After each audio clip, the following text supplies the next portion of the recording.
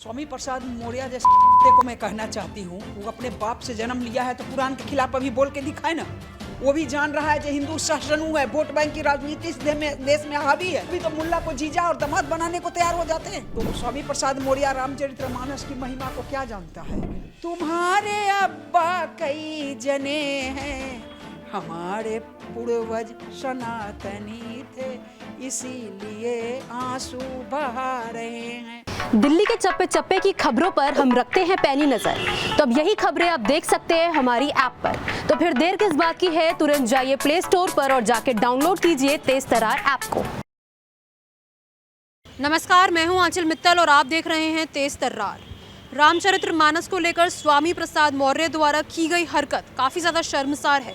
जिस तरीके से उस पवित्र किताब की पंक्तियां जलाई गई, उसने देश भर में काफ़ी ज़्यादा विवाद खड़े कर दिए हैं। मर्यादा पुरुषोत्तम श्री राम की ज़िंदगी पर आधारित एक किताब पर सवाल उठाने कहां तक ठीक है, ये एक बड़ा सवाल है। इसी को लेकर हम रागिनी तिवारी जी के साथ जुड़े थे। अब उनका आखिरकार क्या कुछ कहना था, जानने के लिए देखिए ये वीडियो। देश भर में जो भी इस वक्त मुद्दा चल रहा है रामचरितमानस को लेकर, जिस तरीके से एक धार्मिक किताब का अपमान किया गया, इस वक्त हमारे साथ मौजूद है रागिनी तिवारी जी। एक बार आइए उनसे जुड़ते हैं और उनसे जानते हैं कि आखिरकार उनका क्या कुछ कहना है इस मुद्दे पर। जी मैम, आप बताएं। देखिए, ये तो समझिए इसका जितना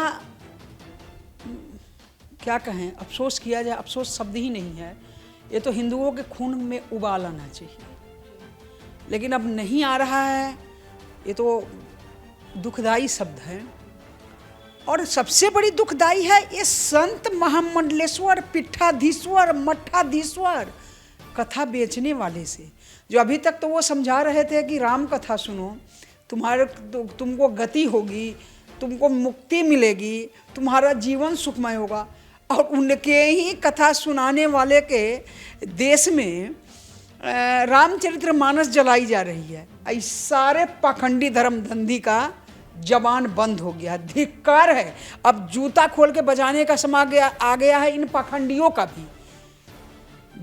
ये पाखंडी रामचरितमानस को अभी तक ये कहते रहे हैं हमसे कि रामचरितमानस का कथा श्रवण कीजिए, आपकी गति होगी, आपकी मुक्ति होगी। उस महत्व को इन्होंने ही समझाया है। या तो हमारे वंश में, कुल में जो मैं देखी हूँ, जो राम ही केवल नाम आधारा, इसलिए हमने राम को पूजना शुरू किया कि हमारे माता पिता पूजे, हमारे पूर्वज पूजे, हमको में वही संस्कार डाले।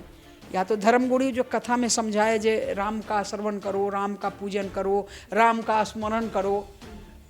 चलिए, लेकिन आज उसी धरती पे, भगवान राम के धरती पे, भगवान राम के प्रतिया को जलाई गई। लेकिन ये कोई पिट्ठाधीश्वर, मुरारी बापू हो या तमाम संत जो कथा बेच रहा हो, बाँच नहीं रहा हो, बेच रहा हो, लेकिन आज सिर्फ कथा बेचने तक उसको इसका मतलब था। तो अब क्या कहे, विडम्बना है। सिस्टम भी नापुंसक है, हम खुद नापुंसक है। अभी हम लाखों संख्या में रोड पर आते तो सिस्टम झुक जाता, लेकिन हम भी नापुंसक हैं और सिस्टम भी नापुंसक है। सिस्टम को भी हमारी नापुंसकता ही चाहिए। हम सिर्फ वोट बैंक के लिए जी रहे हैं और हम भी यही चाह रहे हैं जो हम नापुंसक ही बने रहे। तो क्या बोले, अफसोस तो बहुत है, तकलीफ तो बहुत है, लेकिन कहाँ कहने जाए।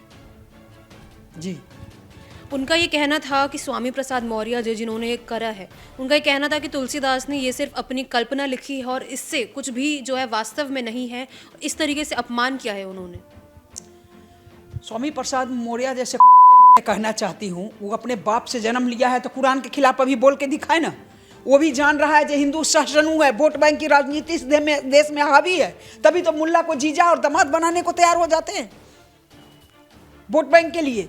आपको पता होगा अल्पसंख्यक आयोग में साल में कितना करोड़ों खर्च होता है। वहाँ से जहाँ जो अल्पसंख्यक आयोग में खर्च होता है या नकवी के पीछे खर्च हो रहा है, उसके बूथ से 3 वोट मिले हैं। तो अब सबको पता है। तो स्वामी प्रसाद मौर्य रामचरितमानस की महिमा को क्या जानता है, रामचरितमानस के गरिमा को क्या जानता है?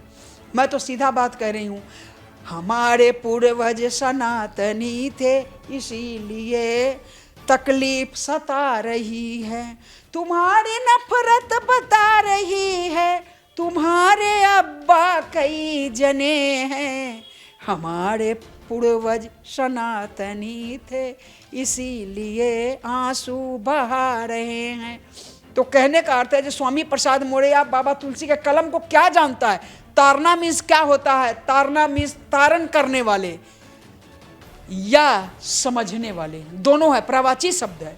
तो वो कुत्ता क्या जानता है, जिसने भगवान राम को गलत ठहरा दिया, उस कुत्ते को क्या कहा जाएगा। इसलिए देखिए, उसका चर्चा ना कीजिए, मैं गाली गलौज कर दूंगी। मैं जानती हूँ ये नंबर 1 हरामखोर है, इसलिए इस पर ऐसे वोट बैंक, हालांकि उसको मिलेगा नहीं। आपको ऐसे लग रहा है कि राजनीति से जान के राजनीति को बढ़ावा देने के लिए ये सब बोला गया? सोची समझी राजनीति है ये, लेकिन उसको पता नहीं है, जब राम मैं विमुख है सहा ले तुम्हारा, रहा न जग कुल रोअन हारा सीताराम। जिसने भी भगवान, जो भी भगवान का विमुख हुआ है, उसके कुल में कोई रोने वाला नहीं बचा है। हमें स्वामी प्रसाद मौर्य से ज़्यादा तकलीफ हो रही है सिस्टम से, जो अभी उल्टा लटका के एक घर में नीम का धुआं सुलगा के तब कुटाई होना चाहिए, जो दोबारा कोई इतनी बड़ी दुस्साहस नहीं करता, नहीं तो हम सबको कर दे आगे। अरे दिक्कत क्या है हमें बता दे, हम सलट लेंगे स्वामी प्रसाद मौर्य जैसा। कुत्ते से सलटने हमें आता है। राजद का जो कौन विधायक है, यादव, उस कुत्ते से सलटने हमें आता है। हमें आगे कर दो, हम सबको, हमें आ गया है, क्योंकि हमें पता है, सिस्टम को पता नहीं है, राजनीति दल को पता नहीं है, लेकिन हम धर्म योद्धा को पता है कि लंका दहन हमारी परंपरा रही है। लेकिन अब क्या कहें, कानून जिहाद के तहत हमें नपुंसक बनाया गया। हम छोटी छुरी रख दे तो हम पर आर्म्स एक्ट लग जाएगा। वही जो रोगी को भाए वैद्य वही फरमाए, जैसा हम नपुंसक बनते जा रहे हैं, हमारी भी यूज वोट बैंक के लिए हो रही है। तो देखिए, धार्मिक किताब का अपमान करना कहाँ तक ठीक है? आप इसकी राय हमारे साथ कमेंट बॉक्स में ज़रूर दें। जिस तरीके से रामचरितमानस, जो कि श्री राम के ऊपर लिखी गई है पूरी किताब, उसके ऊपर सवाल उठाए गए हैं, उसकी कुछ पंक्तियों को जला तक दिया गया, उसके ऊपर जो है कई सनातन धर्मियों की भावनाओं को ठेस पहुंची है। अब ये आखिरकार कहाँ तक ठीक है, इसकी राय हमारे साथ कमेंट बॉक्स में ज़रूर शेयर करें। कैमरा पर्सन जगजीत सिंह के साथ मैं आंचल मित्तल। अगर आपको हमारी ये वीडियो पसंद आई हो तो इसे लाइक एंड शेयर करना बिल्कुल भी ना भूलें। इसके साथ ही हमारे चैनल तेज तरार को जरूर सब्सक्राइब करें, और हाँ, बेल आइकन को दबाना बिल्कुल भी मत भूलिएगा, जिससे दिल्ली से जुड़ी तमाम खबरों की नोटिफिकेशन सबसे पहले आप तक पहुंचे।